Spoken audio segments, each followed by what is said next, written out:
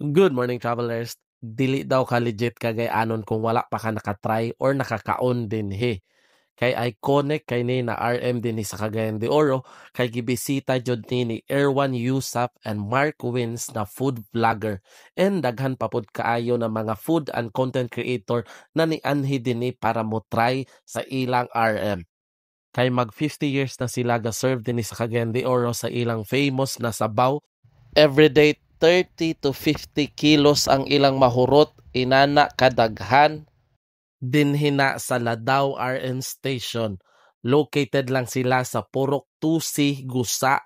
So kung ka-familiar mo sa Robinson sa National Highway, naidalan pasulod or pangutana lang gid mo sa mga lokal kay tanan jud na adiha nakatuod gid kung asa ning balaya. Grabe ra jud siya ka simple kay naa ra jud siya sulod sa balay. Pero ang history ug ang lasa nakatatak na jud sa Cagayan ug sa Cagayanon. Maski sa kadugay sa panahon, affordable ra gyapon kay sila kay for only 80 pesos ang ilang RM, laman na siya and 60 pesos ang ilang balbakwa ug mix. And the best thing pagid is unlimited sabaw na siya. Hantod kaya ni mo refill, pwede ra jud kaayo.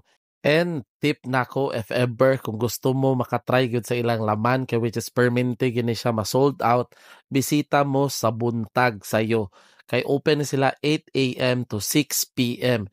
Kay kung magpahapon mo, usahay mahurot na jud ang ilang laman, mix or balbakwa na lang gid ang available sa hapon.